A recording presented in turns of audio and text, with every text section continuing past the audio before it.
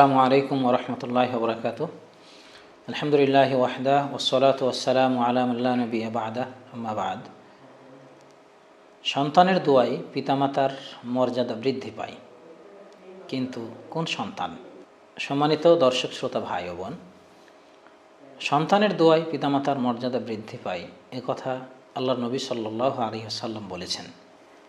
তিনি বলেন, ইন্না রাজুল লা তুরফাউ দারাজাতুহু ফিল জান্নাহ ফায়াকুল আন্না লিহাযা ফায়াকাল বিস্তিগফারি ওয়ালাদিকা লাক। একজন ব্যক্তির মর্যাদা জান্নাতে বৃদ্ধি করা হবে, জান্নাতে ব্যক্তির মর্যাদা বাড়ানো হবে, উপরে উঠতে থাকবে। লোকটি বলবে যে এই মর্যাদা কোত্থেকে আসছে? তখন উত্তরে বলা হবে, বিস্তিগফারি ওয়ালাদিকা লাক, তোমার সন্তানের ক্ষমা প্রার্থনা করার কারণে, তোমার সন্তানের দোয়া করার কারণে আজকে তোমার এই মর্যাদা বৃদ্ধি করা হচ্ছে। সম্মানিত উপস্থিতি, সন্তানের দোয়ায় আমার আপনার মর্যাদা বৃদ্ধি পাবে জান্নাতে গিয়ে। মৃত্যুর পরে আমার আপনার মর্যাদা বৃদ্ধি করা হবে আমার আপনার সন্তানের দোয়ার আলোকে। কিন্তু দুঃখজনক ব্যাপার হলো, আমার আপনার সন্তানকে কি আমরা সেইভাবে আদর্শ সন্তান রূপে গড়ে তুলতে পেরেছি? আমার আপনার সন্তানকে দোয়া করার যোগ্য করে গড়ে তুলতে পেরেছি কি? আমার আপনার ছেলে অনার্স মাস্টার্স ডিগ্রি পাশ করেছে, বিদেশে সার্টিফিকেট নিয়ে এসেছে, বড় ডাক্তার হয়েছে, কিন্তু পিতামাতার জন্য যে দোয়া করতে হবে, খুব ছোট্ট সিম্পল যে দোয়াগুলো, সেই দোয়াগুলো আপনার ছেলে পারে কি না?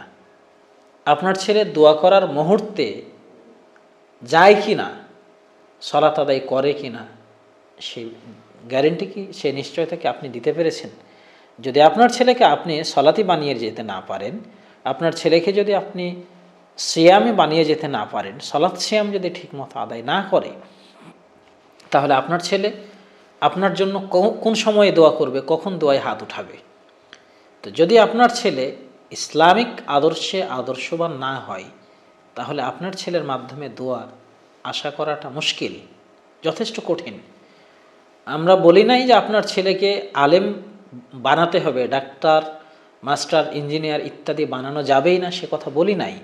আমরা বলতে চেয়েছি আপনার ছেলেকে আপনি ডাক্তার বানাবেন, বানান, মাস্টার বানাবেন, সেটাও বানান, ইঞ্জিনিয়ার বানাবেন, বানান, কিন্তু আপনার ছেলে যেন ইসলামিক মূল্যবোধ থেকে দূরে সরে না যায়। আমাদের দেশের বর্তমান শিক্ষা ব্যবস্থায় ছাত্রদেরকে সম্পূর্ণরূপে ইসলাম বিমুখ করার চেষ্টা চলছে, অপচেষ্টা চলছে।